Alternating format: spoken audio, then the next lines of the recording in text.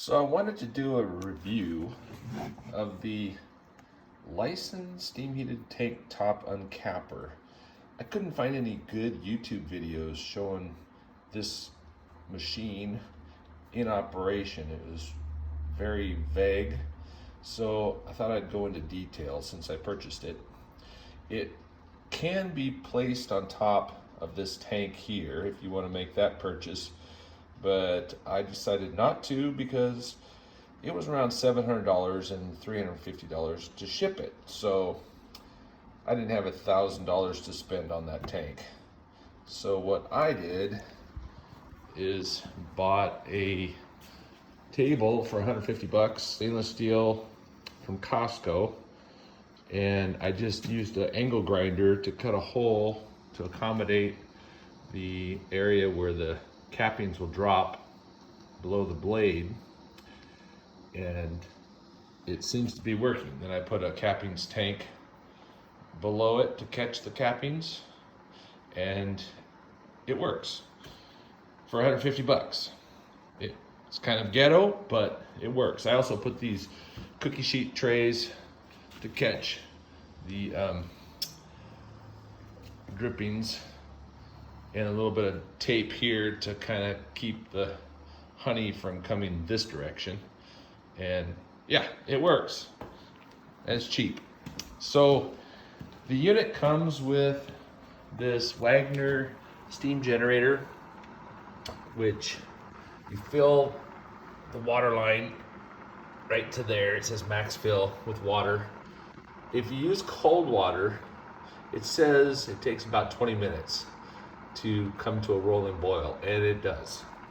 So what I've done is, instead of putting cold water in there, I use my coffee pot with hot water. So when you fill it with hot water, it brings it up to a boil much faster. Instead of 20 minutes, you're down to like 5. And according to the instructions, it says it'll run for 2 hours on a full tank. And what I found is it ran for about, it was just shy of 2 hours, like by 8 minutes. So I set a timer on my phone for an hour and a half, and that seems to be working perfect so I don't run out of water. Also, this unit, it draws 1,500 watts of power, so I'm not an electrician, but if you divide 1,500 watts by 120 volts, you get around 12.5 amps of power being drawn. So if you're on a 15 amp circuit and you run something else on the same circuit, you might be tripping your breakers. Anyway, I have this plugged into a 20 amp dedicated circuit. Haven't had any issues with it blowing it. So it comes with a bucket that you're supposed to run the exit hose. So this is the hose coming from the steamer. It goes up to the blade, goes through the blade, and exits this hose here.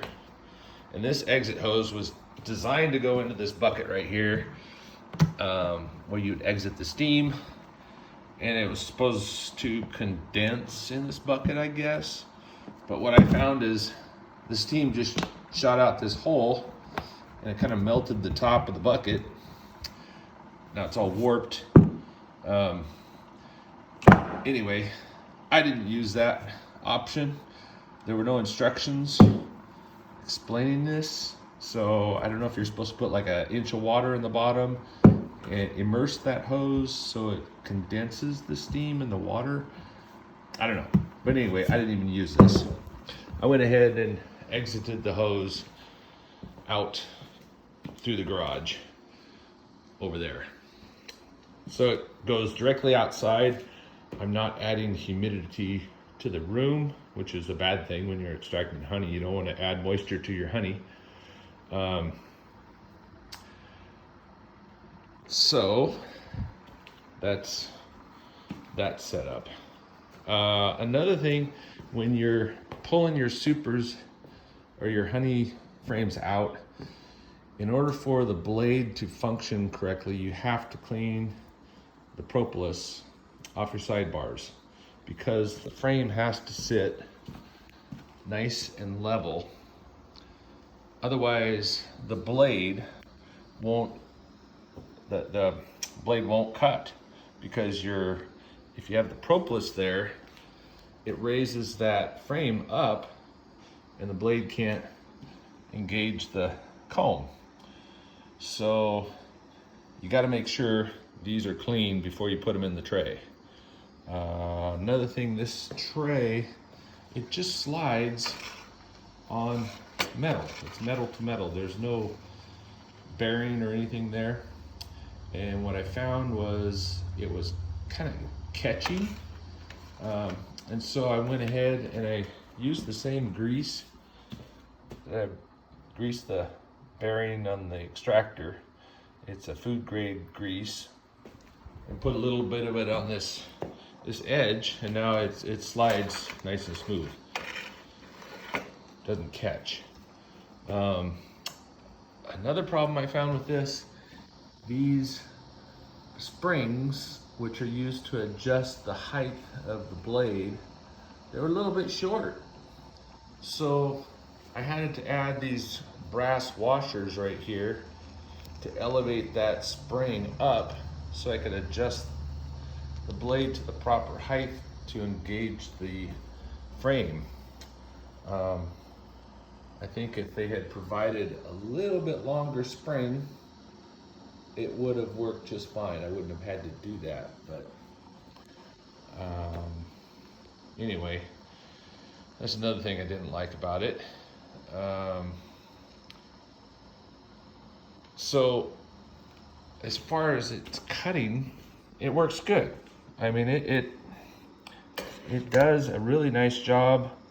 You don't have to worry about this comb here, scraping that off, because the blade will take care of that. The only thing you got to worry about is these edges here. So I'll just push this through.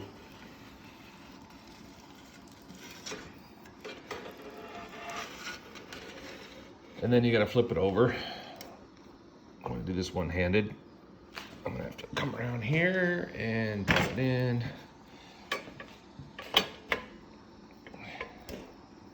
Like so. And then do the other side.